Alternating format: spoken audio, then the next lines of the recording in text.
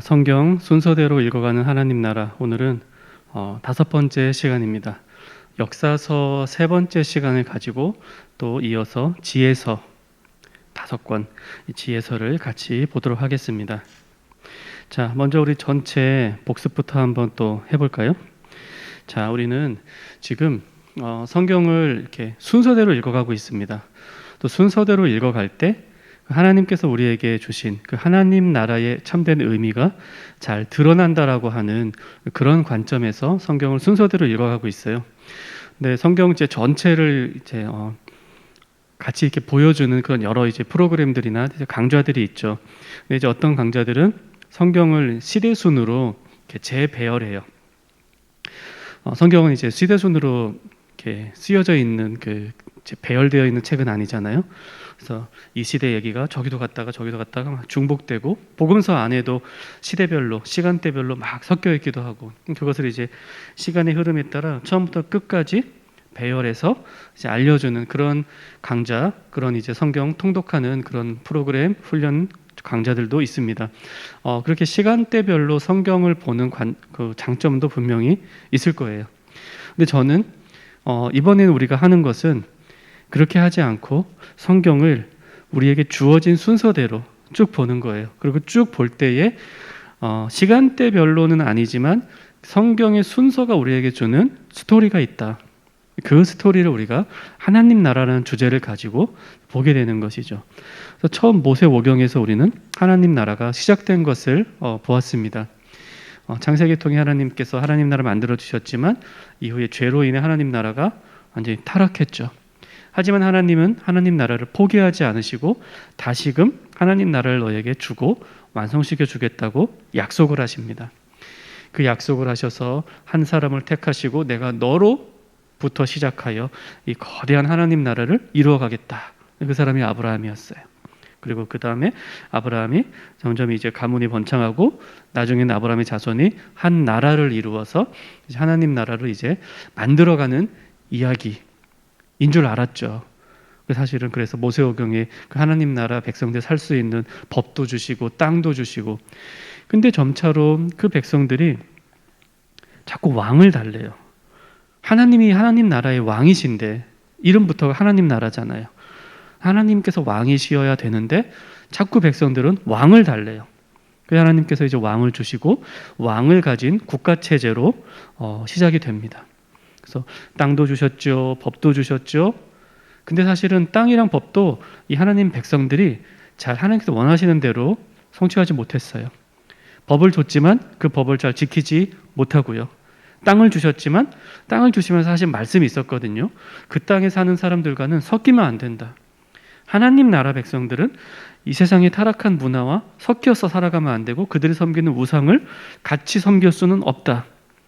그럼에도 불구하고 그들은 땅을 주신 하나님의 말씀을 어기고 그 땅의 백성들과 이렇게 섞여 살아요. 그리고 심지어는 나라의 또 하나의 중요한 요소인 주권마저 우리가 세운 왕에 달라. 하나님 말고 왕을 주세요. 그렇게 해서 왕정이 시작이 됩니다. 그러나 다윗 같은 그런 정말 하나님의 모범적인 그런 왕도 있었지만 다윗의 아들 솔로몬 이후로 나라는 점점 타락하고 우상을 섬기고 하나님의 율법을 어기고 그러다가 결국 남북으로 갈라지게 되죠. 남북으로 갈라져서 북쪽 이스라엘은 아시리아에게 망하게 되고 남쪽 유다는 바벨론에게 망하여 사람들은 포로로 잡혀가고 뿔뿔이 흩어집니다. 그리고 그 땅은 완전히 폐허가 되죠. 그러고 나서 그 이후에 우리는 지혜서를 봅니다. 그러니까 역사서를 쭉 보면서는 물론 나라가 망한 뒤에 오늘 우리가 보게 될 에스라, 느헤미야 같이 다시 회복하는 그런 이야기가 조금 나오긴 합니다만, 역사서 전체를 볼 때 우리는 절망에 빠질 수밖에 없거든요. 하나님 나라라는 거는 안 되는 거구나. 해줘도 또 안 되고 해줘도 또 안 되고. 그때 우리 지혜서를 봐요. 지혜서 5권을 통해서 우리가 보게 되는 것은 하나님의 지혜는 우리와는 수준이 다르다, 차원이 다르다라고 하는 것을 우리가 보게 되죠. 그래서 하나님께 다시 한번 소망을 갖게 됩니다. 이렇게 차원이 다른 지혜를 가진 하나님은 어떤 일을 지금 계획하고 계실까? 그리고 이어서 나오는 선지서에 그 하나님께서 하나님 나라를 이 땅 가운데 주기 위해서 준비하고 계시는 메시아의 예언이 본격적으로 나오기 시작합니다. 그 메시아는 왕으로서 또 제사장으로서 선지자로서 이 땅 가운데 오실 거예요. 그리고 그 메시아가 이제 복음서를 통해서 인간의 몸을 입고 우리 가운데 오시죠. 오시어서 우리가 그동안 하나님 나라의 백성답게 살 수 없었던 바로 그 이유, 그 죄와 죽음의 문제를 완전히 십자가에서 해결해 주시고 이제 그리스도를 믿는 복음으로 하나님의 나라를 만들어갈 수 있는 새로운 시대를 열어주십니다. 그리고 그 새로운 시대 하나님 나라를 만들어가는 백성의 공동체인 교회를 세우시고요. 이제는 한 나라, 한 민족 그런 개념이 아니에요. 복음을 들은 교회가 이제 하나님 나라를 이 땅 가운데 확장시켜 나가도록 주께서 명령하시고 예수님께서 명령하시고 다시 하늘로 올라가셔요. 그리고 나서 성자 하나님께서 하늘로 승천하신 이후에 성령 하나님이 이제 내려오셔서 새로운 복음의 시대, 교회 시대를 열어가십니다. 그리고 그 교회를 통하여 하나님 나라가 온 땅 곳곳에 이제 확장되는 이야기가 신약 성경의 유일한 역사서인 사도행전에 나오죠. 그 뒤에 서신서들을 통하여서 그 하나님 나라 백성인 이 교회가 이 땅 가운데 하나님 나라를 확장하며 살아야 되는 교회가 무엇을 잘 지키며 살아야 되든지 그 하나님 나라의 교리와 또 하나님 나라의 실천 명령이 담겨 있는 이 서신서들을 우리가 만납니다. 그리고 마지막 계시록을 통하여서 우리는 이 복음을 따라 실천하는 것, 예수 그리스도로 살아가는 것 참 쉽지만 또 재밌지만 거룩하지만 또 어려운 일이거든요. 여전히 죄악 가운데 살아가는 우리한테는 우리가 때로는 그 하나님 나라 백성답게 살아가면서 또 실패하기도 하고 좌절하기도 하고 다시 이런 역사서 같은 우리의 모습을 보면서 정말 안 되는 거야. 하나님 나라 이 땅에 오지 않아. 소망이 없어. 이런 사람들 데리고 뭘 하겠어. 이런 마음들 가지고 살아가는 이 땅의 교회에게 계시록 통해서 하나님은 아니다. 내가 이미 승리하였고 하늘에서는 이미 잔치가 벌어지고 있으며 너희를 기다리고 있다. 반드시 내가 다시 가서 너희에게 최후 승리를 안겨줄 것이다. 그러니 교회야 끝까지 인내하며 성실하게 잘 살아라. 이 말씀을 마지막 계시록을 통하여서 우리에게 잘 주십니다. 이것이 이제 성경 전체에 하나님 나라라는 주제로 성경 66권 전체를 순서적으로 보게 되는 그림이에요. 자, 오늘 우리 이제 지난주에 역사서 사무엘상하 통해서 나라가 세워지고 열왕기 상하 통해서 많은 왕들이 그 하나님이 원하시는 왕의 모습을 갖지 못하고 실패하고 나라가 망한 걸 보았고 역대 상하를 통해서는 에스라가 그 제사장 또 율법학자의 관점에서 무엇이 잘못되었을까 그것을 이제 보는 그래서 역사에 반복되는 기술 같았지만 역대 상하는 좀 달랐어요. 남유다의 역사만은 기술했고요. 또 제사장적인 관점에서 그 제사제도의 왜곡과 특별히 성전 이 성전을 중심으로 도대체 무엇이 나라를 망하게 하였는가 그것을 분명히 보여주었죠. 동시에 그러면서 역대상하에서는 이 이스라엘 민족들한테 우리가 누굽니까 여러분? 아담의 후손입니다. 하나님께서 창조하신 아담부터 지금까지 우리에게 쭉 온 것이죠. 이런 어떤 자부심도 이렇게 심어줍니다. 새로운 정체성, 하나님 나라 백성의 정체성도 심어주죠.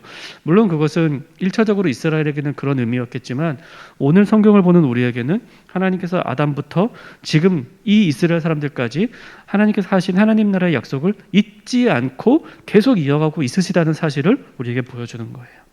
그리고 그 족보가 나중에 예수 그리스도께까지 계속 이어지게 되죠.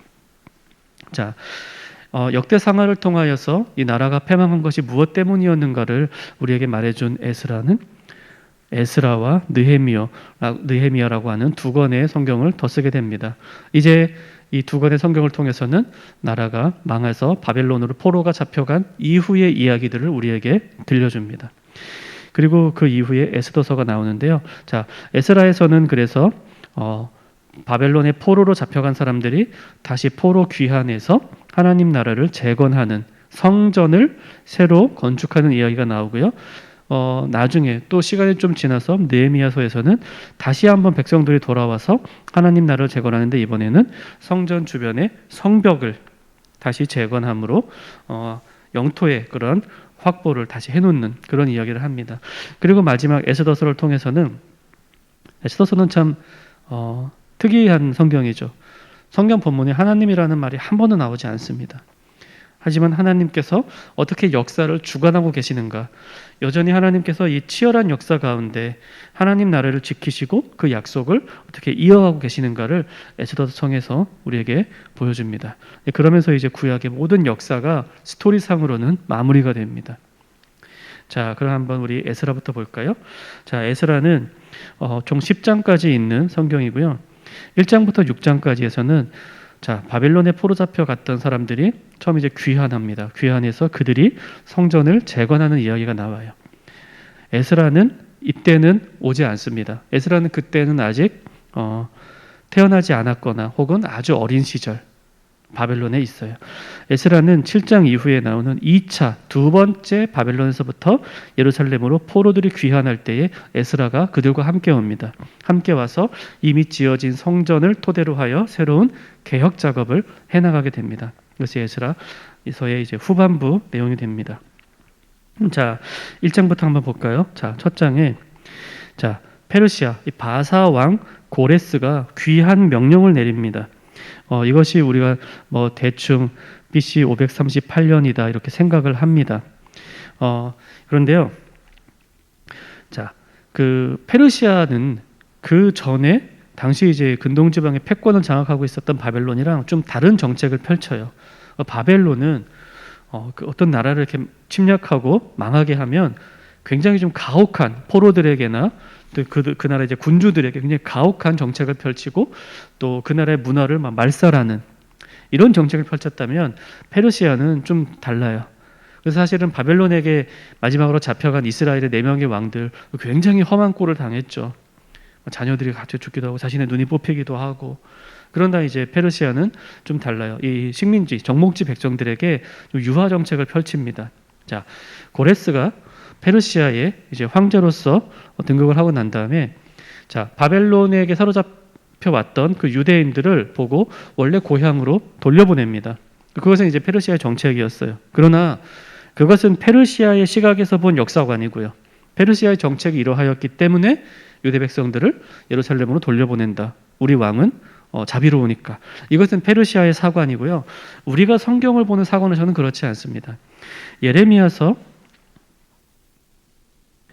25장 그리고 29장에 세 차례에 걸쳐서 25장에 2번, 29장에 한 번, 총 3차례에 걸쳐서 하나님께서는 이미 선지자 예레미야를 통해서 바벨론으로 포로가 잡혀간 뒤 70년이 지나면 내가 다시 이 땅으로 그들을 데리고 오리라고 예언을 하십니다. 즉 하나님께서는 이 나라 백성들이 하나님의 명령을 어기고 율법을 어기고 또 하나님께서 말씀하신 대로 그 땅을 잘 사용하지 않았기 때문에 하나님께서 이들에게 벌을 내리세요. 그 벌이 바로 이제 바벨론으로 포로로 잡혀가고 나라의 주권을 빼앗기고 하는 것들이죠. 그러나 하나님은 이 땅을 영원히 또 이 민족을 영원히 그냥 내버리지는 않습니다. 왜냐하면 하나님의 약속이 아직은 여기 있거든요. 이 민족의 혈통을 통해서 메시아를 오게 하시겠다. 그래서 이 땅에 하나님 나라를 임하게 하시고 이 세상을 회복시키겠다고 하신 그 하나님의 약속이 아직은 계속 가고 있어요. 그러니 하나님은 이제 유다 민족을 완전히 버리지 않으십니다.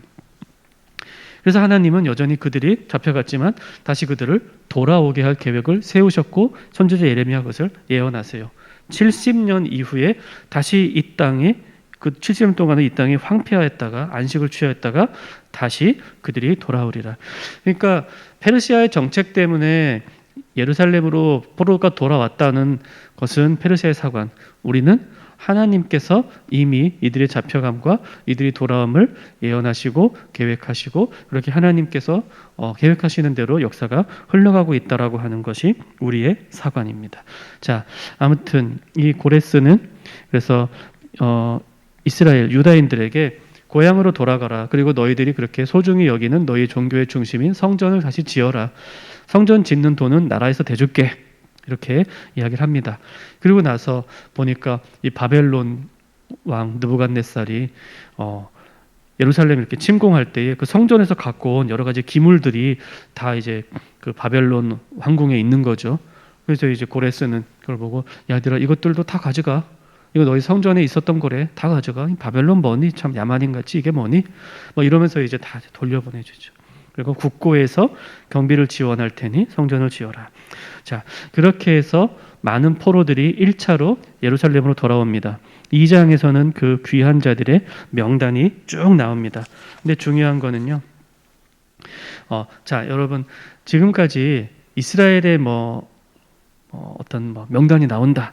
그러면 여러분 보통 우리 출애굽기나 신명기나 보면 어떻게 12지파 명단이 쭉 다 나오죠. 12지파 명단이. 근데 이제는 12지파 이야기가 중요한 게 아니에요. 남유다. 그죠? 그래서 12지파가 아니라 명단이 나오는데 자, 유다 지파 그리고 베냐민 지파. 이 남유다를 이루었던 2개 지파. 그리고 성전을 수종 들어야 될 제사장 그룹 레위 지파. 이 3지파의 명단이 나옵니다. 그리고 레위 지파에 대한 그 길이가 굉장히 길어요. 그래서 유다도 돌아오고 베냐민도 돌아오고 수적으로는 이 2지파가 훨씬 더 많았겠죠. 하지만 지금 에스라는 제사장적인 관점에서 이 에스라서도 쓰고 있거든요. 그러니까 왜 망했지 우리가? 이 제사제도의 붕괴, 제사장의 타락, 선지자들의 배반, 하나님이 아닌 인간 왕들의 그런 폭정. 이렇기 때문에 지금 에스라는 다시 역사를 쓰면서 이 레위인들의 역할을 이제 부각시킵니다. 그래서 레위인들 명단을 아주 길게 그렇게 적어 놓습니다. 자, 그리고 이제 3장에 가면은 이제 돌아온 사람들이 성전 공사를 시작을 합니다. 성전 공사를 시작하는데 먼저 했던 일이 있어요. 첫 번째 무엇을 했느냐? 번제를 드립니다. 그 일을 하기 전에 하나님과의 관계 회복, 하나님께 감사하는 마음으로 번제를 드리고요. 2번째는 초막절을 지킵니다. 초막절은 그때 절기가 되었기 때문이고 이스라엘한테는 절기가 참 중요했거든요. 그래서 그 율법대로 그대로 절기를 지킵니다. 그리고 3번째로 이제 성전의 기초를 놓게 됩니다. 근데 포로로 잡혀간 지 이제 70년 만에 다시 돌아왔잖아요. 그래서 좀 나이가 많은 그런 이제 제사장 그룹에서는 옛날 그 70년 전에 무너지기 전에 솔로몬 성전에 대한 기억이 아직 남아 있는 거예요. 그 솔로몬 성전의 그 화려한 위용이 아직 기억에 있어요. 근데 이제 새롭게 이제 포로에서 돌아와서 나라는 없어지고 이 포로의 신분으로 성전 지으려고 하니까 솔로몬이 가지고 왔었던 그런 온 나라의 진귀한 그런 나무들 이런 걸로 다 어디 되겠습니까? 포로들이 그냥 저 정부에 돈 받아서 막 이렇게 짓고 있는 거니까. 그러니까 속상한 거예요. 성전이 이게 뭐야 이게 이러면서 이제 그래서 나이가 많은 제사장 그룹은 슬퍼서 막 울고요. 이전 성전을 보지 못했던 젊은 세대는 말로만 들었던 성전을 우리가 좀 짓는구나 하면서 기뻐하며 즐거워하고 그래서 멀리서 들을 때에는 이게 우는 소리인지 웃는 소리인지 헷갈리더라. 이렇게 해서 성전 공사가 시작이 됩니다. 자, 그런데 이제 4장에 가면은요, 유대인들, 남유다인들이 포로에서 돌아왔지만 이미 그 전에 북이스라엘은 남유다보다 먼저 나라가 망했었잖아요. 그래서 그들은 먼저 포로로 잡혀갔고요. 또 그들은 또 곳곳에 아직도 이렇게 흩어져서 또 이렇게 살고 있습니다. 이제 그들이 예루살렘에도 살고 있었는데 그들은 이 남유다 사람들이 돌아와서 그 유다 사람들끼리 성전을 짓는 것이 이렇게 탐탁치 않아요. 탐탁치 않아서 이제 방해를 합니다. 우리 같이 합시다. 성전 짓는다며 같이 합시다. 근데 이제 남유다 사람들은 거부하죠. 이것은 우리의 일이다. 우리의 일이다고 거부합니다. 그래서 그때부터 이제 이 북이스라엘 사람들 또 당시에 이제 그 살고 있었던 이제 다른 사람들이 이제 방해를 합니다. 방해하는데 어떤 식으로 방해하냐면 페르시아의 왕에게 편지를 써요. 편지를 쓰면서 이렇게 합니다. 지금 이 사람들이요, 요 성전 짓는 거 혹시 아시나요, 황제? 그래서 이 사람들은 어떤 사람들인 줄 아세요? 옛날 얘기 좀 들어보셨나? 얘네들이요, 바벨론 왕이 얘네 침공할 때 끝까지 저항했던 애들이고요. 바벨론 왕을 섬긴다 하고서도 또 금방 애굽 섬기고 아주 그냥 변덕이 죽을 듯하고 이 제국을 배반하는데 도 같은 사람들이에요. 얘네 지금 성전 지어주면요, 얘네 자기 막 신을 섬기면서 분명히 또 페르시아 배반합니다. 보세요, 이제 나는 말했어요. 알아서 하세요. 이런 식으로 이제 편지를 보내요. 이제 황제가 이제 그 편지를 받고 이제 이미 황제는 이제 바뀌었어요. 황제가 그 편지를 받고 나중에 이제 옛날 역사책을 기록해 보니까 진짜로 그래요. 이 바벨론 시대에 바벨론 섬기겠다고 남유다 했다가 바벨론이 좀 바쁜 다른 나라랑 전쟁하는 틈에 막 애굽을 섬기기도 하고 애굽이랑 막 서로 연합군을 해서 형성해서 바벨론이랑 싸우기도 하고 막 이런 기록들이 다 있는 거예요. 그래서 보니까 야, 유다 안 되겠네. 성전 스탑. 성전 공사를 중단시킵니다. 그리고 좀 얼마간의 시간이 흘렀을 거예요. 근데 5장에 가서 우리가 잘 아는 학계 선지자와 스가랴 선지자가 등장합니다. 학계와 스가랴가 활동하던 시대는 이때지만 학계서 스가랴서는 나중에 나오죠. 그러니까 우리는 지금 학계와 스가랴의 그들의 선지서에 나오는 이야기를 지금은 볼 필요가 없어요. 나중에 다시 스토리에 맞춰서 보게 될 겁니다. 지금은 단지 그들이 등장해서 이 사람들아 하나님의 일을 합시다. 성전을 계속 지읍시다라고 권면하고 독려합니다. 그래서 다시 한번 이스라엘 백성들이 성전을 짓기로 하는데 그러면서 그들은 당시의 왕이었던 이 다리오 2세에게 다시 이제 공문을 보냅니다. 공문을 보내는데 이번에는 또 자기들한테 유리한 쪽으로 공문을 보내야죠. 우리가 성전을 짓는데요. 왜 짓냐 하면은 찾아보세요. 왕조실록 찾아보세요. 고레스 왕, 그 위대한 고레스 왕이 유다 백성들 국고를 이렇게 주시면서 또 그 성전에 쓸 기물들도 다 내주시면서 우리한테 성전을 지으라고 하셨거든요. 그러니까 우리가 짓고 있는 거예요. 이 황제 명령이라니까요. 우리가 짓는 건 정당하죠. 이렇게 이제 다시 편지를 보내요. 그 다리우스가 그것을 보더니 또 옛날 기록 찾아보니까 맞아요. 그 유다 지역에 백성들 보내고 돈도 보내고 기물도 보내고 아주 맞아요. 그럼 오케이 계속 지어 이렇게 된 거죠. 그 당시 페르시아가 굉장히 넓은 지역을 나중에 이제 에스더서에 보면 127개 주를 다스린다 이렇게 이제 굉장히 넓은 지역 광활한 대지와 또 많은 민족들을 다스리고 있었기 때문에 지금 뭐 이렇게 나라에서 뭐 어떤 일이 다 돌아가는지 황제가 한눈에 알아볼 수가 없는 거죠. 지금처럼 뭐 채널 몇 개 돌리면은 전국에서 일어나는 일 다 뉴스로 볼 수 있는 시대도 아니었고 그러니 이런 이제 공문들이 왔다 갔다 하고 이런 일들이 이제 벌어집니다. 그래서 한편으로는 이제 중단되었다가 다시 한번 유다인들의 항소로 상소문을 통해서 다시 성전 공사가 이제 재개됩니다. 그리고 6장에 가서는 성전이 이제 완성이 됩니다. 자, 성전이 완공되고 나니 그들은 유월절을 지킵니다. 그들은 이 절기를 지킨다는 것은 율법에 아주 중요하게 주어진 명령이거든요. 자, 이렇게 6장까지 성전이 완공되고 나서 6장과 7장 사이에는 60년의 시간적인 그런 텀이 있습니다. 자, 성전이 완공되고 60년 뒤에 두 번째로 이제 포로들이 돌아오는데 이때 에스라가 같이 옵니다. 에스라가 같이 오는데요. 나중에 여러분 이 에스라가 등장하는 이 7장 초반에 성경을 한번 보세요. 자, 에스라가 백성들과 함께 오는데 에스라의 아버지는 누구고 그 아버지는 누구고 그 아버지는 누구고 해서 쭉쭉쭉쭉 올라가서 그 아버지는 대제사장 아론이더라 이렇게 딱 나오는데요. 마치 그 우리나라 영화 관상이라는 영화에 보면 이렇게 이정재가 그 수양대군에 쫙 등장하는 장면 어떤 이렇게 캐릭터가 등장하는 장면 중에 뭐 최고의 장면이다 막 이렇게 다들 얘기하더라고요. 영화 좋아하시는 분들이. 에스라가 등장하는 장면은 정말 전율이 느껴지는 거죠. 지금 이 나라도 망하고 율법이 완전히 안 지켜지고 율법이 잃어버린 이런 세대에 에스라가 두 번째로 백성들을 쫙 이끌고 이제 오는데 이 사람이 대제사장 아론의 16대 손인 거예요. 그 에스라가 옵니다. 자, 그러면서 여러분 이제 전체적인 그림이 어떻게 돼요 지금? 자, 성전이 완공되었어요. 그리고 에스라는 제사장이지만 동시에 율법학자입니다. 이제 돌아와서 백성들에게 율법을 가르쳐요. 성전이 세워지고 율법이 가르쳐졌습니다. 그럼 이제 남은 건 뭘까요? 성전에서는 제사장이 섬기고요. 율법은 선지자들의 일이었어요. 나머지 뭐예요? 이제 왕이 오시면 이제 제대로 된 왕이 오면 하나님 나라가 다시 회복되는 것을 우리가 기대할 수가 있게 되죠. 그러나 역사의 끝까지 그런 일은 일어나지 않습니다. 구약의 끝까지는. 예. 자, 순서는 지금 그렇게 우리에게 가고 있어요. 자, 에스라가 이제 두 번째 포로들과 함께 쭉 옵니다. 그리고 나서 1장에서 귀환하고 2장에서 명단이 나왔던 것처럼 7장에서 귀환하면 8장에서 마찬가지로 2차 귀환자들의 명단이 나옵니다. 명단이 나오고 마찬가지로 그 레위인들이 중요한 또 긴 그런 명단을 차지하게 되죠.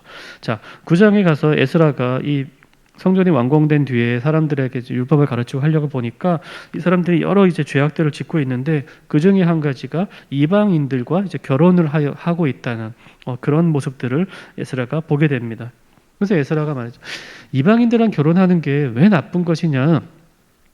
그 옛날 하나님께서 가나안을 정복할 때에 가나안 사람들을 다 없애라고 했는데 완전히 그들과 분리돼서 살아라고 했는데 그 이스라엘 우리 조상들이 가나안 사람이랑 대충 그냥 같이 동거하고 같이 살고 그러다 보니까 그들의 우상도 들어오고 그들의 타락한 문화도 접하게 되고 이래서 그렇게 결국 나라가 망한 거 아닙니까?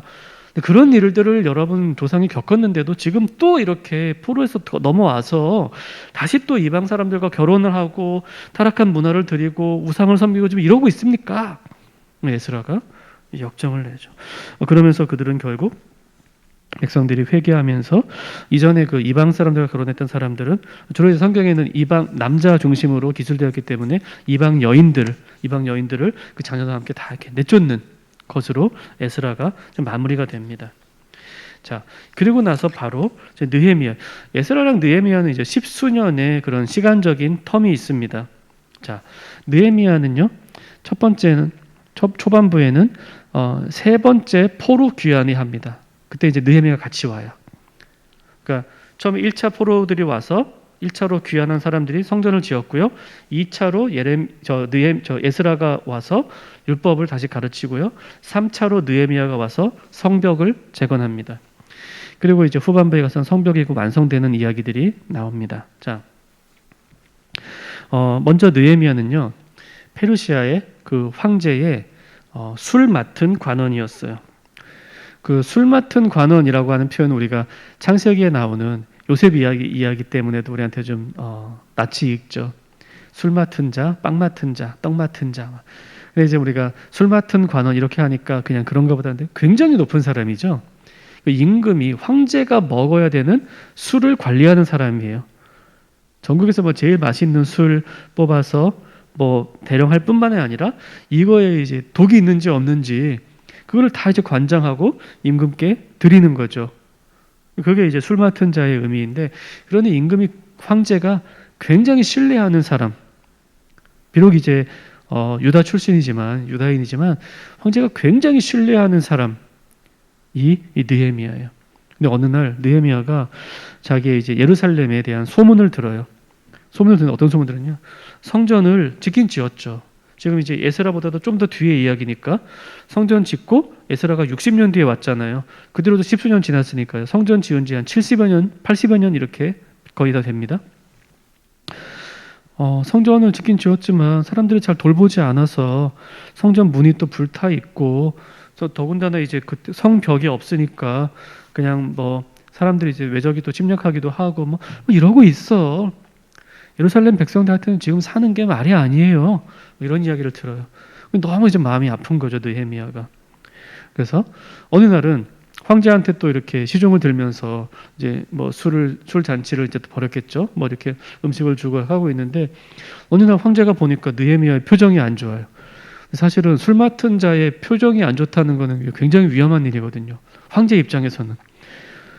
자, 혹시 이거 누구한테 사주받고 독탄 술을 갖고 온 거 아닐까? 그래서 제 지금 표정이 저런 거 아닐까? 뭐 이런 게 이제 당연히 의심해야 되는데, 황제는 느헤미야를 굉장히 신뢰했던 것 같아요. 너 안색이 좀 안 좋다. 무슨 일이 있니? 물어보죠. 느헤미야가 자기 고향이 지금 이렇게 됐다고 해요. 참 너무 마음이 아픕니다. 그러니까 황제가 내가 너한테 어떻게 해줄까? 다 말해봐. 다 해줄게. 이제 느헤미야가 저를 그 유다 지역에 총독으로 임명해서 제가 제 백성들과 함께 가서 성벽을 중건하게 해주세요. 이렇게 말합니다. 그래서 황제가 가서 허락해요.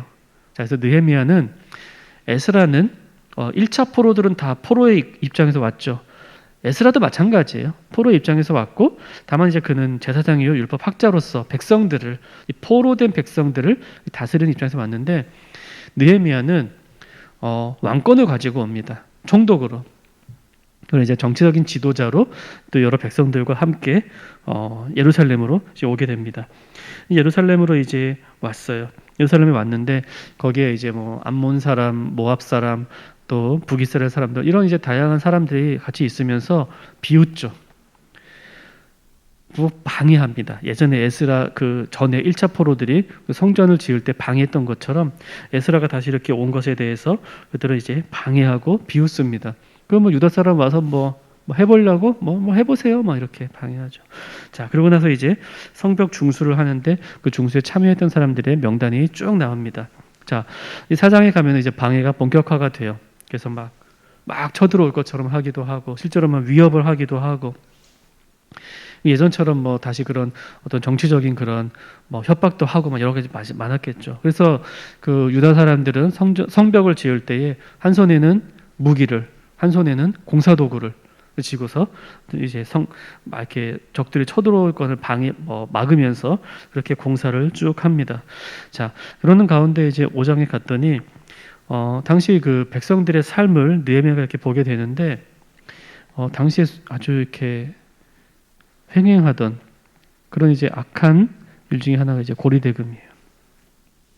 그리고 사실 다 이어지는 얘기인데 토지 매매가 횡행을 합니다. 그리고 노예제도. 다 결국 이런 것들이 뭐냐 하면 그 신명기 25장에 나오는 안식년과 특별히 희년제도, 굉장히 중요한 제도예요. 이스라엘에게는 어느 나라에서도 볼 수 없는 그런 제도이지만 하나님 나라에 굉장히 중요한 그런 정체성을 주는 제도입니다. 희년 제도의 핵심은 뭐죠? 땅은 하나님의 것이라는 거예요. 그 땅은 하나님의 것이기 때문에 누구든 자신의 땅을 소유할 수는 없다. 다만 하나님께 받아서 분배를 받는데 지나다가 어떤 사람들은 농사도 잘 짓고 뭐 사업도 잘하면 부유해지잖아요. 어떤 사람도 좀 못 그러겠죠? 그러다 보면 이제 점점 가난해지고 그러면 자기 어떻게 먹고 살 길 없으니까 자기한테 있는 땅 좀 팔아서 또 먹고 살고 이렇게 돼요. 그러다 보면 이제 어떤 사람은 땅이 점점 많아지고 어떤 사람은 땅이 적어지고 그렇게 되겠죠. 그게 이제 보통의 지금의 이제 어떤 경제 제도일 거예요. 그런 하나님께서는 그것이 매 50년마다 다시 원상복귀가 되도록 명령하세요. 그게 희년 제도의 핵심 중에 하나입니다. 누구도 자기 자신의 노력과 자기 자신의 어떤 열심 뭐 이런 것으로 땅을 차지한 사람이 없어요. 다 하나님께서 주신 땅에서 그냥 제비 뽑아서 살 뿐이에요. 그러니 이 땅을 가지고 점점 더 이렇게 부가 늘어나거나 땅을 빼앗기고 점점 더 가난해지는 이 빈부의 격차가 한없이 늘어나는 것을 하나님께서는 그 나라에서 발생하기 원하지 않으세요. 희년 제도를 통해서 조금의 빈부 격차는 있겠지만 다시 이것이 평균 혹은 평균에 가까워지도록 만들어 주시고 또 이후에 50년 동안 다시 또 빈부격차가 일어나겠죠. 하지만 다시 이것이 하나님 나라의 굉장히 중요한 원리입니다. 심지어는 땅도 팔고 집도 팔고 다 팔면 나중에는 뭐 팔아야 돼요? 자신의 이제 몸을 팔아야죠. 그래서 노예로 가기도 하고 종으로 가기도 하고 그래도 50년이 지나면 그 종들이 다 다시 해방이 됩니다. 땅도 다 돌아오고요. 그게 희년제도인데 그런 희년제도 없어요. 철저히 경제적인 논리에 따라서 가난한 자들 땅도 싹 빼앗고 그 다음에는 다 종으로 다 사버리고 같은 유다인들끼리 그리고 나서 뭐 그 와중에 이제 돈을 빌릴 때 이제 고리대금 성경에 이제 고리대금도 하지 말라고 하거든요. 고리대금도 아주 횡행하는 이런 일들이 벌어지는 것을 봅니다. 그러면서 느헤미야가 백성들에게 이제 탄원하죠. 여러분 다 같이 허리띠를 좀 졸라맵시다. 이러면 안 되죠. 하면서 내가 총독이지만 나도 이제부터 월급 안 받을게요. 우리 다 같이 허리띠를 졸라매고 다 같이 하나님의 법대로 잘 좀 살아봅시다. 느헤미야가 그렇게 이야기합니다. 자, 그런 와중에 6장에 가면 이제 성벽이 완성돼요. 성벽은 52일 만에 이제 완성이 됩니다.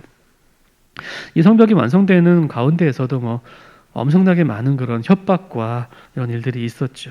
자, 7장에 가면은 느헤미야가 그 옛날에 1차 포로에서 이제 돌아왔던 그 사람들의 명단을 예루살렘 성에서 이렇게 입수를 합니다. 그 명단이 쭉 나와요. 이것은 이제 에스라서 2장에 나왔던 명단하고 거의 비슷하겠죠. 그래서 그 명단이 한번 쭉 나옵니다. 자, 이제 성벽이 다시 준건이 되었고요. 성전을 지었던 사람들 명단도 쭉 보았고요. 이게 얼마나 감격적인 순간입니까? 그러고 나서 이제 백성들이 다 같이 와서 이제 한마디로 이제 잔치를 벌이려요. 그래 이제 그런 이제 뭐 먹고 마시는 잔치가 아니라 하나님 말씀을 듣는 이제 말씀 잔치를 벌입니다. 그래서 특별히 만든 단상에 올라가서 느헤미야가 성경을 쫙 펴고 백성들에게 성경을 읽어줍니다. 이제 율법을 읽어주는 거겠죠, 정확히는. 근데 이제 백성들 그 동안에 이 율법 잘 몰랐거든요. 잘 모르고 그냥 자기 뜻대로 살고 막 가난한 자도 압제도 하고 우상인지 아닌지도 모르고 막 섬기기도 하고 하나님 섬겼다가 이것도 섬겼다가 이러기도 하고 뭐 막 이렇게 했겠죠. 자기 좋으면 그냥 이런저런 사람이랑 결혼도 하고. 율법에 보니까 하나님의 뜻이 명확해진 거죠. 그래서 백성들이 막 가슴을 치면서 회개를 합니다. 우리가 하나님의 뜻을 몰랐습니다. 그래서 회개하고서 울며불며 난리가 나요. 그때 느헤미야가 오늘은 기쁜 날이다. 울지 말고 다 함께 축하하자. 그래서 그야말로 이제 말씀 잔치가 벌어지고 그 이후에 또 중요한 절기 초막절을 지킵니다. 자, 처음에 와서 성전에 기초 놓고 초막절 지키고 그 다음에 성전 준공하고 나서는 유월절 지키고요. 다시 이번에는 성벽을 중건하고 나서는 초막절을 또 지키고 이런 이제 율법에 따른 절기들을 잘 지킵니다. 자, 그리고 나서 백성들이 이제 율법의 내용을 쭉 보니 하나님께서 우리의 하나님이 되어주시고 우리가 하나님의 백성이 된다고 하는 이 언약, 하나님께서 해주신 그 약속이 어느 순간 싹 끊어진 것을 이제 보게 되죠. 하나님께서 그 옛날 아브라함에게 또 이삭에게 야곱에게 해주시고 다윗에게 해주시고 솔로몬에게 해주셨던 그 언약, 너희가 나의 말을 잘 듣고 내 율법을 잘 행하면 나는 영원히 너희 하나님이 되어줄 것이요 너희는 나의 백성으로 살리리라. 이 언약을 다시 갱신하기를 원합니다. 그래서 자기 자신들의 죄를 자복하면서 그 언약을 다시 갱신을 하기를 원하죠. 그래서 그 하나님과 이 새로운 백성들이 언약을 갱신하는데 그 갱신의 내용들이 나옵니다. 크게 보면 이제 세 가지예요. 하나는 이제 이방 사람들의 어떤 규례, 문화 이런 것들을 멀리하겠다라고 하는 것이고요. 두 번째는 아까도 이제 느헤미야가 이렇게 크게 지적했던 안식일이나 또 안식년, 뭐 여기에는 이제 희년도 다 포함이 돼야겠죠. 이런 제도를 잘 지키겠습니다. 세 번째로는 하나님께 드려야 될 예물을 잘 하겠습니다. 또 제사를 잘 제대로 하겠습니다. 이런 것들이 이제 백성들이 하는 언약의 내용입니다. 자, 그러고 나서 어떤 백성들은 이제 모든 공사가 끝나고 나니 예루살렘 딴 데 가서 이제 인근에 살기도 하고 어떤 사람들은 예루살렘에 거주하기도 하고 그들의 이제 명단이 쭉 나오고요. 12장에서는 이제 그 공식적으로 성벽 봉헌식을 이제 합니다. 이 성벽 봉헌식을 하기 전에는 이건 이제 공식적인 행사이기 때문에 이 성전을 그 다스린 그 성전을 이렇게 봉사하는 레위인들의 명단이 쭉 나오고 그 다음에 성벽을 이제 봉헌식을 할 때 마찬가지 레위인들이 중심이 되어서 성벽 봉헌을 합니다. 그리고 마지막 13장에 가면은 느헤미야의 여러 이제 개혁 작업들이 나와요. 예를 들어서 하나님께서 모압과 암몬 사람들은 성전에 출입 금지 또 이스라엘 총회에 들어오지 못하게 분명히 막으셨는데 당시 보니까 이 성전에 사무실을 하나 임대해 줬는데 알고 보니까 이제 모압 사람이에요. 근데 이제 뭐 제사장이랑 좀 아는 사람이라고 해서 모압 사람이 성전 안에 막 사무실 임대해서 막 쓰고 있고 막 이런 거죠. 네, 쫓아내고 그리고 안식일에도 매매가 횡행하고 있었던 뭐 이런 일들도 있었고요. 근데 그런 것들을 모두 다 이제 개혁을 합니다. 그래서 마지막 개혁 작업을 단행을 합니다. 이 뒤에 나오는 에스더서는 시기상으로는 에스라 이제 중간쯤에 되는 그런 시기에 일어났던 일이에요. 그래서 사실은 시간의 흐름에 따르면 느헤미야에서 역사 스토리는 다 끝이 납니다. 이 개혁 작업으로 끝이 나요. 근데 여러분 한번 전체적인 역사를 한번 되짚어 보자고요. 출애굽했어요. 하나님이 너희에게 땅을 주실 거야. 그동안에 하나님께서 아브라함에 약속하신 것처럼 거대한 민족을 이루셨잖아요. 그럼 땅을 주실 것도 믿고 나가면 되는데 출애굽해서 나가자마자 이스라엘 백성들은 원망하고 물이 없다, 물이 쓰다, 고기가 없다. 아주 원망하고 적군이 오도 원망하고 계속해서 원망하죠. 결국에 그들은 하나님 주신 땅 앞에 다다랐으나 이 땅 사람들 너무 커. 가면 다 죽어. 불신앙으로 인하여 하나님께 주신 땅에 들어가지 못하죠. 그래서 그 불신앙의 광야 세대들은 광야에서 다 죽고 새로운 세대가 다시 하나님과 언약을 갱신하고 하나님 주신 땅으로 들어갔어요. 여호수아. 그러나 거기서 하나님 말씀하신 대로 모든 것을 다 정리하지 아니하고 그들과 대충 섞여 사는. 그러고 나서 이제 사사기 시대가 돼서 그 주변 사람들이 돼서 주변 민족들이 계속해서 공격하고 이스라엘을 타락하고 부르짖으면 사사가 나와서 구해주고 다시 타락하고 부르짖고 뭐 이것들이 계속 이제 반복되는 걸 보다가 나중에는 이제 왕정 제도로 넘어갑니다. 그 왕이 생기면 정말 국가가 안정이 되는가? 아니었죠. 다윗도 하나님께서 정말 예수 그리스도의 예표로 세운 그런 하나님께서 기대하시는 그런 왕의 모습이었지만 다윗은 완벽한 왕이 아니었습니다. 보통 사람들 잘 저지르지도 않는 그런 엄청난 실수들을 연달아 막 하고 그의 말미에서는 아들에 의해서 또 구테타를 당하기도 하고 또 마지막에 솔로몬에게 왕권을 넘겨줄 때에는 또 다른 아들과 또 다른 세력들이 다윗에게 또 반기를 들기도 하는. 나중에 솔로몬 마찬가지죠. 솔로몬은 뭐 지혜로운 왕으로 여겨졌지만 그가 했었던 모든 일들은 하나님께서 베푸신 왕이라고 보기에는 너무도 이제 경건하지 않았던 모습들은 많았고요.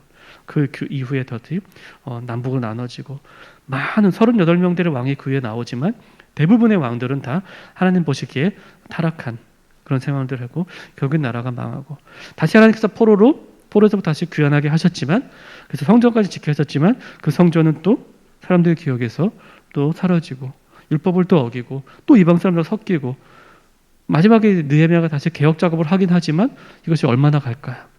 그러니까 역사를 볼 때는 계속해서 쳇바퀴 돌 수밖에 없는. 그래서 사실은 이제 구약의 역사를 보면서 우리는 절망을 느끼는 게 맞아요.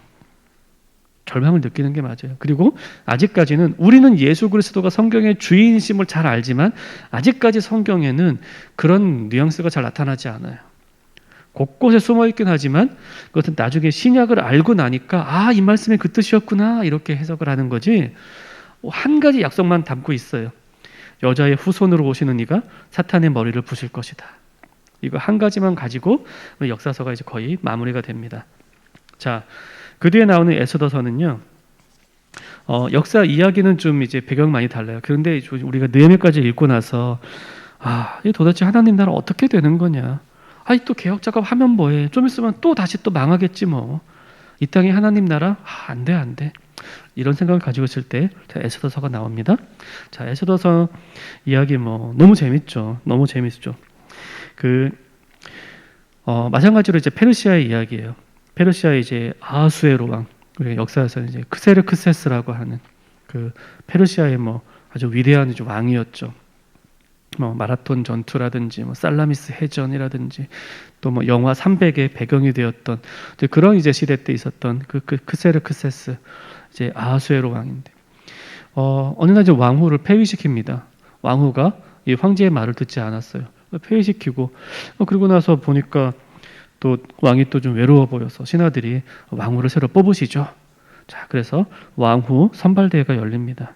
거기에서 에스더가 왕후가 돼요. 에스더는 베냐민 지파 출신 유다인입니다. 근데 이제 에스더한테는 부모를 일찍 여인 에스더에게는 그 삼촌 모르드게가 있었는데 모르드게는 삼촌이긴 하지만 그 에스더를 정말 아버지처럼 잘 이렇게 키웠던 사람이에요. 그래서 에스더가 이제 황궁으로 들어가는 걸 보면서 너 있잖아. 근데 네가 유다인이라는 거를 굳이 말하지 마. 좋을 게 별로 없어. 이런 얘기를 한번 해줍니다. 자, 그래서 이제 에스더는 왕후가 되어 황궁으로 들어가고 모르드게도 그 왕궁에서 이제 일을 합니다. 근데 어느 날 모르드게가 우연히 어떤 사람들이 황제에게 모반을 꾸미는 것을 듣게 돼요. 그것을 이제 왕후 에스더에게 말해주죠. 말해줘서 아주 이런 일이 일어나서 빨리빨리 말씀드려. 그래서 이제 그 모반을 처음부터 이제 싹이 트기 전에 잘라버리는 이런 일이 하나가 있습니다. 근데 에스더서는 굉장히 문학적으로 탁월한 서예요. 이런 것들 모두 다 이제 나중에 나오게 되는 어떤 사건에 대한 이제 단초가 됩니다. 자, 그런 일이 있고요. 3장에 가면은 하만이라는 사람이 새로 이제 등장을 합니다. 이 하만은 아하수에로 왕 버금가는 이제 국가의 2인자예요.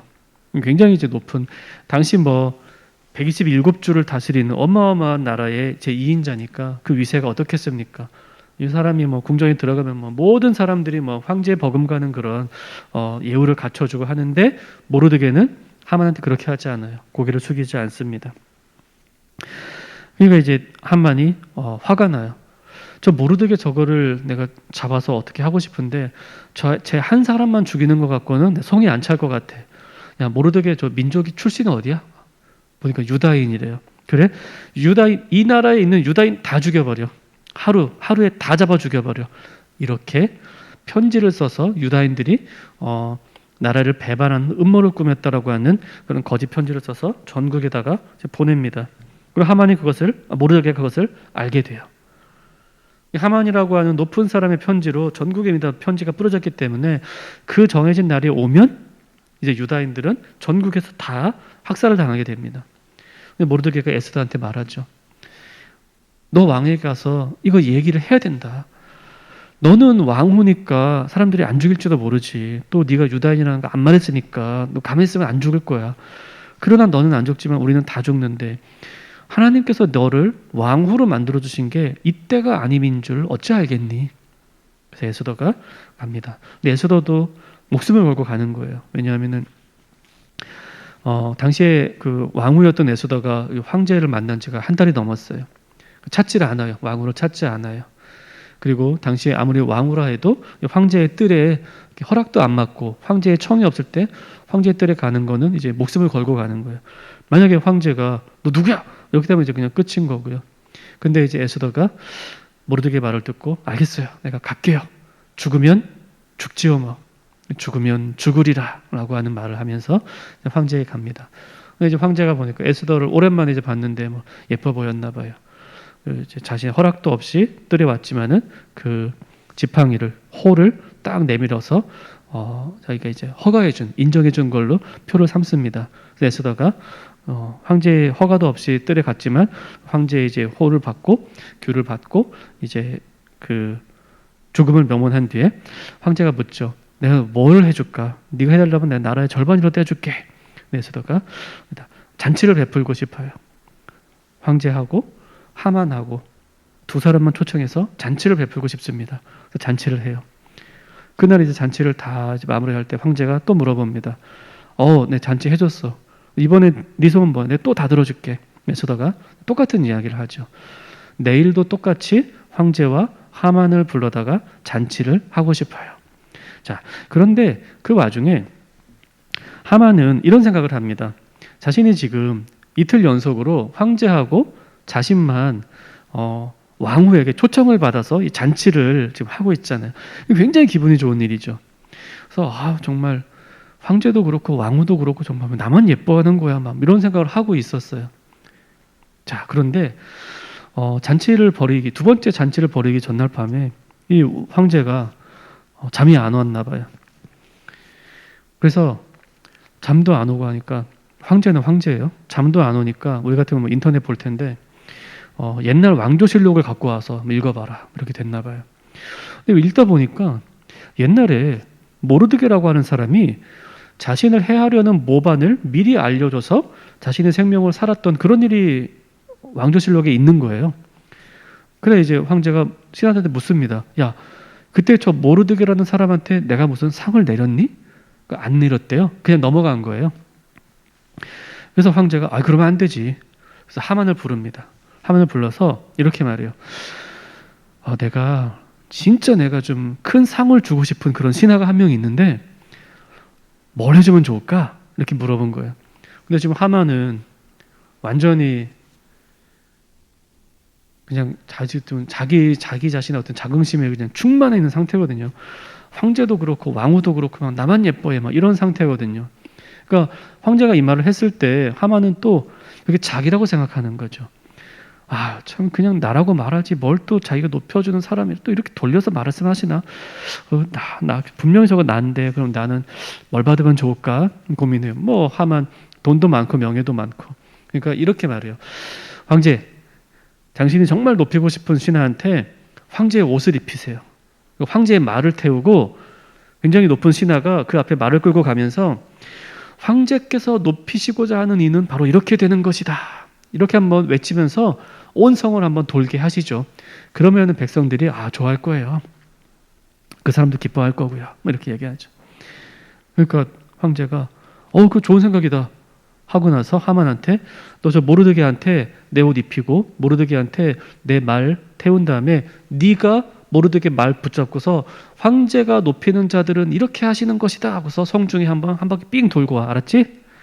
하만은 뭐 완전히 정말 뒤통수 맞은 것 같은 그 정도도 표현이 안 되는 정말 자신으로서는 뭐 치욕적인 이 자신이 원수같이 생각하는 모르드게를 이 황제의 말에 태우고 자신이 이렇게 말을 끌고 다니면서 모르드게를 높이는 막 그런 말을 이제 하게 됩니다. 자, 그러고 나서 다시 이제 두 번째 잔칫날이 벌어지죠. 잔칫날이 벌어지고 황제가 다시 에스더에게 묻습니다. 내가 당신에게 무엇을 해줄까? 그때 에스더가 이제 말합니다. 제가 유다인입니다. 제가 유다인인데 어떤 한 사람이 전국에 있는 모든 유다인들을 모함하면서 그들이 황제를 배반한다고 하면서 편지를 보내 한날 전국에 있는 모든 유다인들을 다 죽이려고 합니다. 저도 이제 그날 되면 죽을 거예요. 밝게 하게. 그 황제가 막 화가 이만저만 난 게 아니라 도대체 누구야? 누가 그런 얘기를? 에스더 쟤예요, 하만이에요. 황제가 막 화가 이만큼 나서 이제 그 잔치 자리를 확 나갑니다. 근데 이제 하만이 전세가 자기한테 불리해졌다는 걸 알고 에스더가 유다인인 걸 몰랐거든요. 불리해졌다는 걸 알고서 에스더한테 그게 아니고요, 왕후 그게 아니고 막 하는데 다시 황제가 들어와서 가면 보니까 마치 자기 왕후를 이렇게 추행하는 것처럼 또 보였나 봐요. 더 화가 나서 바로 이제 잡습니다. 잡고 그 전날 밤에 하만은 모르드게를 죽이기 위해 사형 도구를 하나 만들어요. 사람을 이제 매달 수 있는 사형 도구를 만들어 놓았습니다. 자기 집에. 근데 바로 자기가 만든 그 사형 도구에 하만이 사형을 당하게 됩니다. 하만은 사형을 당했지만 하만이 예전에 전국에 내린 그 조서 유대인들을 하루에 죽이라고 하는 그 조서는 그대로 있잖아요. 이번에는 황제가 에스더에게 내 인장을 찍어서 다시 전국에 편지를 보내시오. 내 인장이 찍힌 것은 어느 누구도 거부하지 못합니다. 그래서 그 편지에는 누구라도 유대인을 해하면 안 된다. 누구라도 유대인을 해하는 자는 그 자도 죽이고 재산도 다 뺏을 것이다. 완전히 전세 역전 되죠. 그래서 새로운 조서가 전국에 다 퍼지게 됩니다. 그리고 나서 유다인은 이제 왕에게 이런 칙령을 받았으니 유다인은 그 수많은 민족들이 섞여 사는 그 페르시아에서도 최고의 민족이 된다. 여기까지 8장까지 이야기고요. 9장에 가면은 불임절이라고 하는 절기를 제정하는 이야기가 나와요. 이 불임절이라는 말은 부르라고 하는 아마도 뭐 페르시아겠죠? 일종의 주사위 같은 거예요. 아마도 하만이 유다인들을 학살하기 위해서 그 날을 정할 때 그런 이제 뭐 점 같은 거를 쳤겠죠. 우리도 무슨 손 얹는 날 이사한다 이런 거 하듯이 또 뭐 결혼식이나 무슨 뭐 우리 조상들 보면 좋은 날 이렇게 길이를 택하잖아요. 무당한테 가서 좋은 날 받기도 하고 하만도 유다인을 죽이기에 좋은 날을 부르라고 하는 이 주사위 같은 일종의 그 점을 쳐서 그 날을 잡은 것 같아요. 근데 바로 그날 이 이제 유다인들한테는 축제가 되는 것이죠. 이제 죽음은 사라지고 유다인들이 죽기로 되었 날이었지만 축제가 되는 완전히 전세가 바뀐. 그래서 그 날을 이 부르로 뽑아서 유다인들 죽이고자 했었던 그 날을 불임절로 기념을 하게 됩니다. 그리고 마지막 이제 10장에 가면은 뭐 이렇게 유다가 흥황하고 또 하만이 또 잘 살게 되고 뭐 이런 이야기가 마지막 나오는데요. 결국에 이제 에스더서에서는 아까도 말씀드렸지만 하나님이라는 이름이 한 번도 나오지 않지만 페르시아에서 일어났던 바로 이 일의 배후에는 하나님께서 주관하고 계시는 역사가 있다는 사실을 우리에게 보여주시는 거죠. 에스더서의 이야기가 왜 중요합니까? 여자의 후손으로 오시는 이, 즉 유다 자손의 후손으로 오시는 이 그 메시아 그분께서 하나님 나라를 완전히 회복하고 완전한 하나님 나라를 이 땅 가운데 선포하실 것인데 사탄은 그 유다인들을 말살시키려고 하는 정책을 펼치는 것이죠. 그 이야기예요. 그래서 하나님은 한 번도 전면 나서지 않으셨지만 에스더를 통하여 또 모르드게를 통하여 하나님께서는 하나님의 약속을 지켜나가고 계신다는 걸 우리한테 보여주시는 것이죠. 그러니 느헤미야까지 보면서 소망이 없어. 개혁해봤자 또 망할 거야. 이렇게 봤던 사람들이 에스더를 보면서는 이게 하나님이 안 계시는 것 같지만 사실은 다 지금 보고 계시네. 이걸 이제 보게 되는 거예요. 그러고 나서 우리는 지혜서로 넘어갑니다. 지혜서는 제가 금방 하고 마치려고 그래요. 지혜서를 통해서 우리는 큰 틀을 봐야 됩니다. 그래서 이제 여러분 성경 통독할 때는 저 그냥 모르겠어요. 다 읽으시면 제일 좋죠. 제일 좋지만 성경 통독할 때는 지혜서는 저는 패스하셔도 될 것 같아요. 지혜서를 통독할 때 한 장 한 장 다 읽는다는 거는 오히려 성경 전체의 숲을 보는데 조금 좀 방해가 될 수도 있을 것 같아요. 또 여기서 지혜서에서 또 좌절하고 낙심할 수도 있거든요. 시편 150편을 연속으로 읽는다? 그거는 글쎄요. 예. 지혜서는 큰 틀을 보십시오. 하나님은 정말 수준이 다르구나. 욥기에서부터 먼저 그것을 보여줘요. 자, 욥기의 핵심은 하나님 우리랑 달라. 시편에서는 그러니까 하나님을 찬양합시다. 그 하나님의 지혜는 이렇게 우리 생활에 적용이 됩니다. 그런데 그 지혜는 또한 공동체에게 설교가 되는군요. 그리고 그 공동체인 교회를 하나님이 얼마나 사랑하시는지 아가서에 나와요. 이게서 이제 욥기부터 시편, 잠언, 전도서, 아가로 이어지는 지혜서의 스토리입니다. 다시 한번요. 욥기 통해서 하나님의 수준이 다른 지혜를 만나게 돼요. 그러니 그 하나님을 시편 찬양하죠. 그리고 잠언, 일상생활 가운데 하나님의 지혜가 어떻게 적용되는가를 본다면 전도서 통해서 그 지혜가 우리 공동체에 선포되는 것을 경험하고요. 그리고 마지막 아가서, 이렇게 모인 하나님의 지혜를 담고자 하는 공동체인 교회를 하나님이 얼마나 사랑하시는가 아가서에 나옵니다. 그리고 나서 우리는 이제 선지서로 넘어가게 될 건데요. 자, 욥기는요 전체 42장까지 있는 긴 성경이지만 3장부터 37장까지 욥기의 대부분을 차지하는 이 이야기는 욥과 욥의 세 명의 친구들이 서로 이야기하는 내용이에요. 무슨 이야기를 하느냐? 욥기 1장, 2장 우리가 잘 알죠. 하나님 계시는데 사탄이 앞에 쓱 지나가요. 물론 이것은 이제 어떤 의인법을 써서 이렇게 나타나는 이야기죠. 사탄이 쓱 지나가 하나님께서 너 일로 와봐. 너 저 욥 알아? 사탄이 욥이요? 예, 알아요. 야, 욥은 정말 신실하고 의로운 사람이다. 그랬더니 사탄이 그건 하나님이 욥한테 복을 주니까 그런 거죠. 그거 빼앗으면 계속 똑같아요. 인간이 원래 그래요. 그래서 하나님께서 그래? 너 그럼 네가 한번 해볼래? 욥은 안 그럴걸? 라고 하나님께서 사탄이 욥에게 시험 주는 것을 허락하십니다.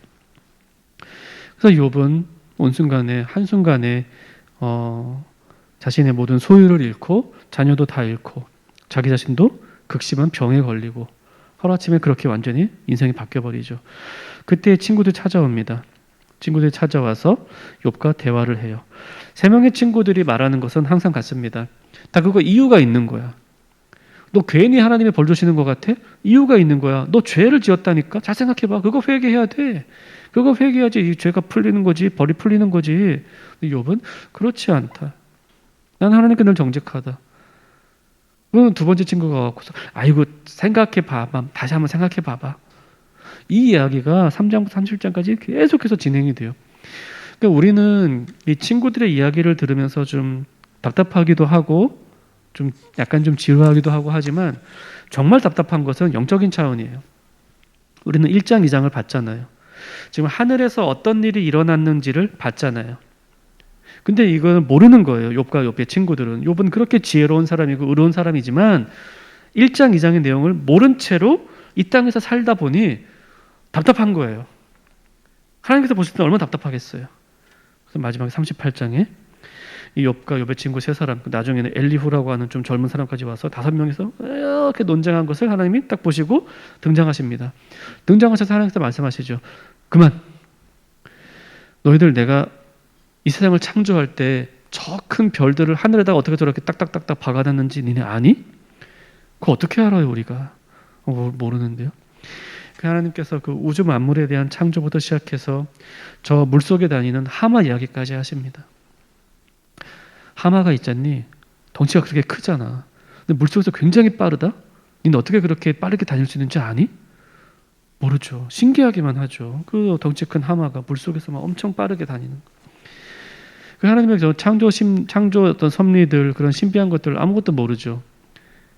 그것도 하나도 모르면서 니네는 지금 하나님의 뜻을 알고 이런 고난, 인생에서 일어나는 일들은 바로 이런 것이라고 니네가 생각하는 거야? 하나님께서 그렇게 일갈하시죠. 그것이 욥기에서 우리한테 주시는 지혜예요. 많은 사람들이 욥기를 어떤 고난이 닥쳤을 때 읽으면 좋은 성경이라 하는 이유가 바로 여기 있습니다. 우리는 스스로 좀 지혜롭다, 하나님을 안다 하면서 쉽게 그런 생각들을 많이 하잖아요. 고난당하면은 이유가 있어. 내가 뭐 잘못했나? 내가 죄를 지었나? 근데 그거는 구약적인 생각이고요. 또 신앙적인 생각이 아닙니다. 욥기 보면서 우리가 그런 걸 분명히 깨달아야 돼요. 지금 하늘에서 어떤 일이 일어나는지 우리가 모른다니까요. 모르는데 무슨 하나님의 뜻은 이거다 저거다, 내가 살아봤더니, 내가 경험해봤더니, 내가 성경 좀 읽어봤더니 이런 거야. 수준이 다르다, 차원이 다르다라는 걸 우리가 인정할 수밖에 없어요. 마지막 42장 끝에 가서 욥이 다시 재산이나 자녀나 자신의 건강을 이제 회복하는 이야기로 끝이 납니다. 그리고 시편에 가서 우리는 하나님을 찬양하는 150편의 시들을 만나게 돼요. 근데 사실 시편도 요즘에 이제 시편을 연구하는 분들은 시편에 나오는 150편의 시들이 그냥 이렇게 무작위로 이렇게 배열된 것이라고 보지 않고 하나의 스토리를 가지고 배열되었다라고 보는 그런 시편 연구의 경향들이 있습니다. 성경의 다른 모든 성경들은 다 1장, 2장이라고 하지만 시편은 시이기 때문에 1편, 2편 이렇게 우리가 읽죠. 자, 우리 성경 보시면은요, 시편 같은 경우에는 1권, 1편 앞에 제1권이라고 써 있어요. 제1권, 그 다음에 1, 복 있는 사람은 악인의 이렇게 나오죠.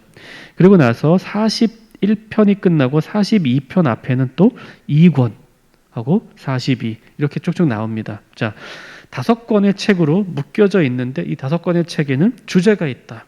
그래서 어떤 학자들은 그 주제를 이렇게 봅니다. 1권에서는 탄식 시들이 많다. 그러니까 모든 시가 다 탄식이라는 게 아니고요.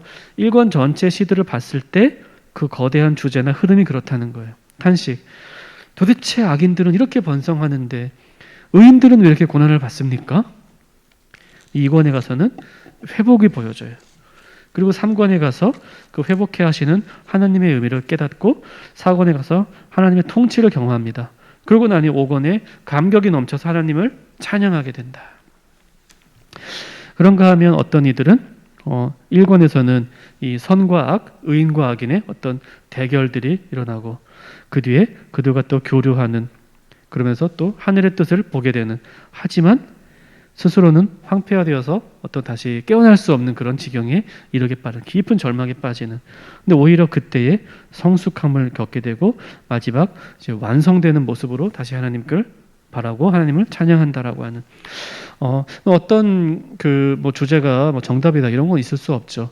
다만 저 역시도 지금 우리가 하는 것도 창세기부터 계시록까지를 하나의 이야기로 쭉 써내려가고 있는 거잖아요. 그런 점에서 저는 시편도 무작위로 150편의 시가 배열되었다기보다는 어떤 스토리를 가지고 하나님께서 1부터 150까지 배열해 주셨다라고 보는데 저는 더 흥미가 있어요. 뭐가 맞다 이렇게는 아직 말씀드릴 수 없지만, 그래서 저는 오늘 이렇게 5권의 그 시편 모음들을 이런 이제 주제별로 이런 스토리텔링으로 잠깐 말씀을 드렸고요. 자, 잠언은 그야말로 이제 여기는 스토리가 없죠. 다 이렇게 대부분 다 끊어지는 이야기들이고요. 그래서 주제로 제가 엮지 않고 24장까지는 솔로몬이 지은 잠언이고요. 25부터 29까지는 솔로몬의 잠언을 편집한, 다른 이들이 편집한 잠언입니다. 마지막 30장, 31장은 히스기야라든지 그런 솔로몬 외에 다른 아굴이라든지 그런 다른 사람들의 잠언이 나옵니다. 잠언은 그야말로 이제 어떤 좋은 말들, 또 지혜 있는 말들, 격언 이렇게 이제 보면 됩니다. 자, 전도서인데요. 전도서를 영어로 에클레시아스테스라고 읽습니다. 에클레시아스테스. 근데 여러분 이렇게 뒤에 거 이렇게 딱 끊으면은 에클레시아. 잠깐만. 예. 제가 미리 이걸 써봤는데 에클레시아스테스 맞죠? 예, 맞죠. 에클레시아스테스인데 싹 앞에서 끊으면 자, 에클레시아 이게 뭐죠? 교회입니다. 교회이고요. 그래서 전체 에클레시아스테스는 사실은 이거 이제 우리의 의미에서 교회지만 일반 더 이제 보편적인 의미에서는 이런 회중이라고 보면 돼요. 모인 사람들, 그 회중에게 하는 어떤 연설을 뜻합니다. 에클레시아스테스는.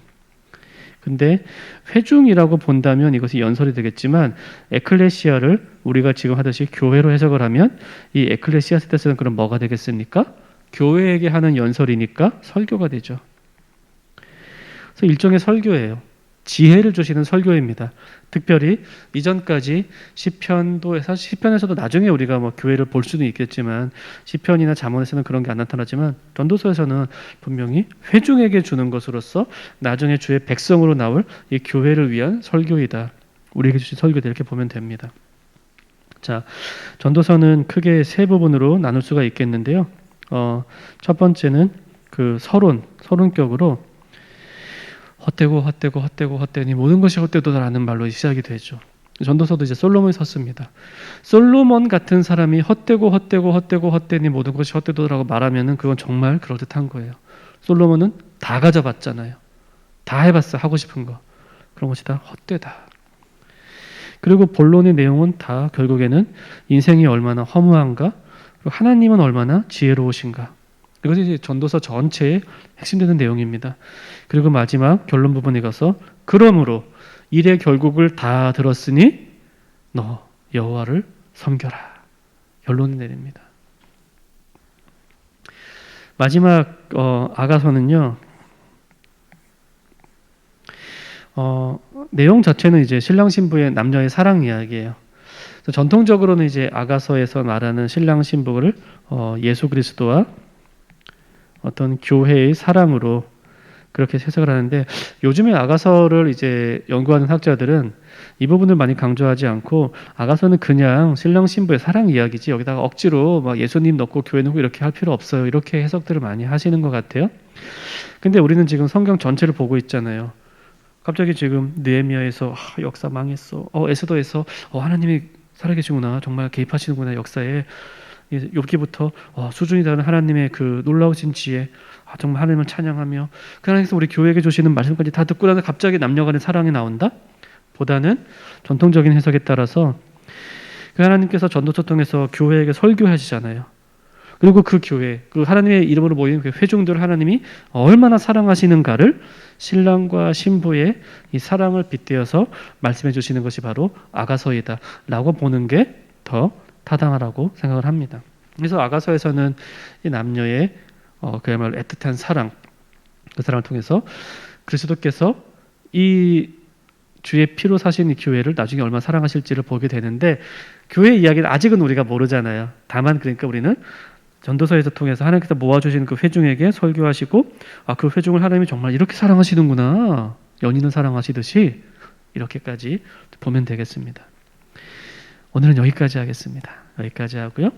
그래서 여러분 이번 주에는 에스라, 느헤미야, 에스더 읽으시고 아까 말씀드린 것처럼 욥기, 시편, 잠언, 전도서, 아가서는 읽으시면 좋죠. 이번 기회에 읽으시면 좋지만 지금까지 4주간 달려오시면서 좀 성경이 좀 밀리셨잖아요. 밀리신 분들은 이번 주에 에스라, 느헤미야, 에스더는 상대적으로 양이 좀 적으니까 좀 따라 잡으시고 혹은 한 주간 좀 쉬시면서 또 리프레시 하시고 뭐 그래서도 저는 좋을 것 같아요. 읽으시면 요 지에서도 읽으시면 좋지만 그냥 안 읽으셔도 전체 숲을 보는 데에는 무방하다. 아니면 좀 선택적으로 뭐 욥기 앞부분 뒷부분이나 혹은 전도서 요 정도 이렇게 읽으셔도 저는 괜찮겠다 싶습니다. 예. 오늘은 여기까지 하도록 하겠습니다. 모두 수고하셨습니다.